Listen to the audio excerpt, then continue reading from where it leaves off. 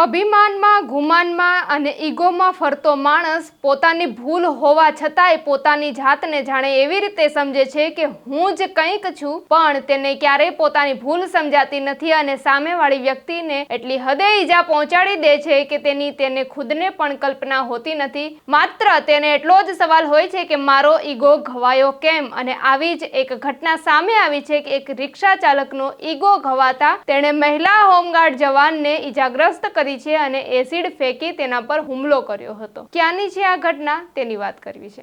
વૈષ્ણવજન તો તેને કહીએ જે પીડ પરાઈ જાનાને રે.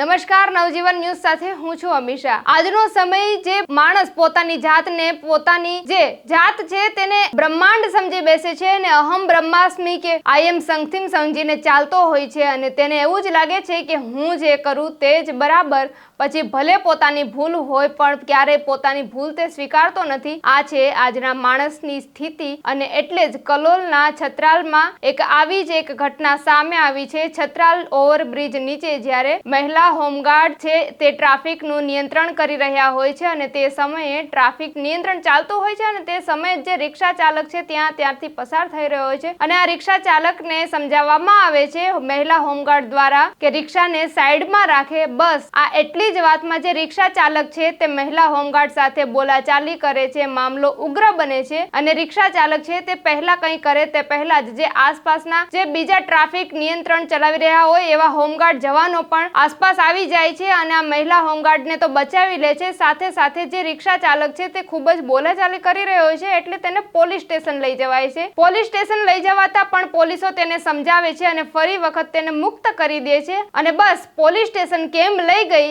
રિક્ષા ચાલકનો ઈગો એ વાતમાં ઘવાય છે અને ત્યારબાદ આ રિક્ષા ચાલક છે તે ફરી વખત છત્રાલ ઓવરબ્રિજ પાસેથી જઈ રહ્યો હોય છે જ્યાં તેની બોલચાલ હોમગાર્ડ મહિલા જવાન સાથે થઈ હોય છે અને ફરી એક વખત ત્યાં તે બ્રિજ નીચેથી જઈ રહ્યો હોય છે અને પોતાની પાસે રહેલું એસિડ છે તે આ હોમગાર્ડ મહિલા જવાન પર ફેંકે છે અને મહિલાને ઈજા પહોંચે છે. આસપાસની મહિલાઓ છે તે પણ બી જાય છે, ડરીને તે પણ આસપાસ ભાગદોડ કરી મૂકે છે કારણ કે એસિડ ફેંકતો આ રિક્ષા ચાલક છે તે ગુસ્સામાં ને ગુસ્સામાં બીજાને ઈજા ન પહોંચાડે તેવી પણ ચિંતાનો માહોલ છે આ વિસ્તારમાં છવાઈ ગયો હતો. જો કે આ મહિલાને ઈજા પહોંચતા જ તેને ગાંધીનગર સિવિલ હોસ્પિટલ ખાતે ખસેડાઈ છે અને આ જે રિક્ષા ચાલક છે તેની પોલીસે ગણતરીની કલાકોમાં જ ધરપકડ કરીને તેમની વિરુદ્ધ FIR નોંધાઈ છે અને હાલ તો મહિલા હોમગાર્ડ જવાન છે તેને ગાંધીનગર સિવિલ હોસ્પિટલ ખાતે સારવાર હેઠળ ખસેડવામાં આવ્યા છે. ત્યારે આવા ખુલ્લા અસામાજિક તત્વો વિશે આપનું શું કહેવું છે? કમેન્ટમાં આપના પ્રતિભાવ ચોક્કસથી જણાવજો. આવા જ નવા સમાચાર મેળવવા માટે નવજીવન ન્યૂઝ જોતા રહો. લાઇક, શેર, સબસ્ક્રાઇબ કરવાનું ભૂલતા નહીં.